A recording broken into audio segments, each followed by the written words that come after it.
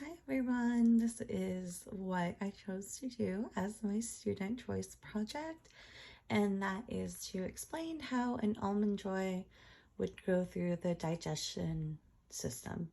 So this blue little rectangle here is going to be our almond joy. So let's get started. Obviously we know the digestion system is very big and very complex. So these are kind of like the basics of what we would call digestion. So first is the mouth. So the mouth is the first form of digestion. It begins even before the food enters the mouth. When a person actually smells or thinks of food or eating, we begin to salivate. And the salivary glands are also known as the secondary or accessory organ to the mouth. So after it goes through the mouth, it goes to the esophagus. And the esophagus is where gravity and muscle contractions help move down to the stomach, more or less. So after swallowing, the food enters the esophagus, where gravity and muscle contractions do help it move down towards the stomach. Once it moves through the esophagus, it is then going through essentially the end of the esophagus has a little contraction which opens up and the food is pushed in towards the stomach.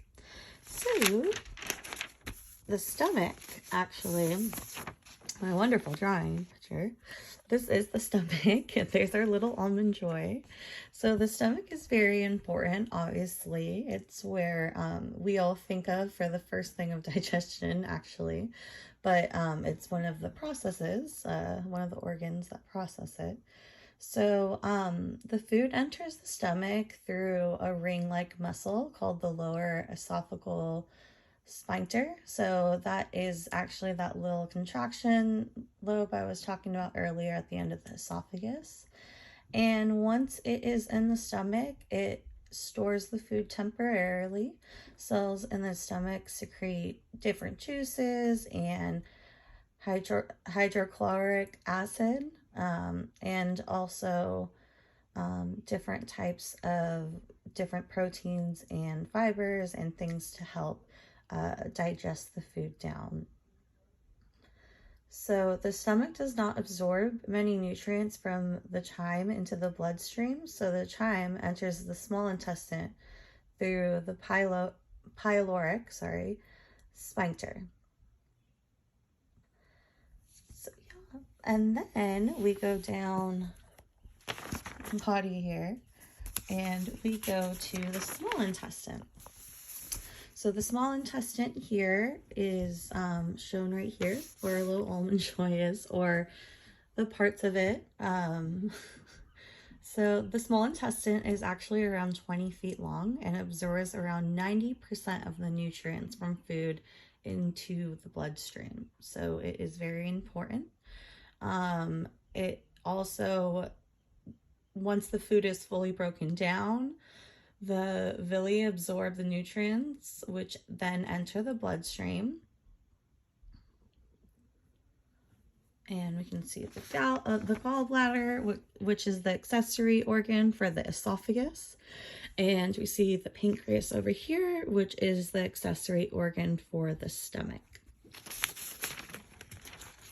I do want to show the liver here. So the liver is an accessory organ for the pharynx. So here's the liver. There's a right lobe, a left lobe, and this is the gallbladder. And I just wanted to show that, being that it is an accessory organ. So the pharynx is actually above the esophagus, and it actually is right before it goes into the esophagus. So I am sorry I didn't mention that, but the pharynx is very important because it goes right here. So yeah, so then lastly, with my wonderful drawing here. Oh, that's not.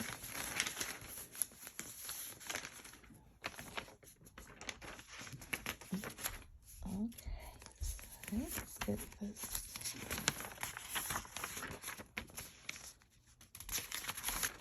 Huh. Well, there it is. Okay, sorry. Okay, I'm like, I knew I drew something. So this here is a little diagram of the small intestine and the large intestine. So this is what we will talk about. The large intestine is where its last kind of resort is, and then it comes out the rectum, which is at the end of the large intestine. As you can see here, the stomach, it's kind of connected to the small intestine, which then is connected to the large intestine, which does make its way to the rectum at the end of the large intestine. So our little almond joy will eventually make its way out, and it will become waste product. So just real quick about the large intestine. So the large intestine contains, nutrients that weren't able to be absorbed. So as the digested food moves into the rectum, nerves in the wall of the rectum, known as stretch receptors, detect when the chamber is full, and then it kind of stimulates a desire, and then defecation does follow. And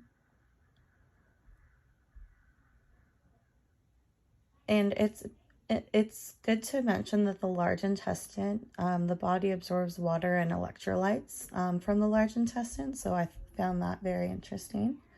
So food travels slowly through the colon to allow body to absorb water. So yeah, and then it makes its way out. So yeah, I hope you liked the presentation.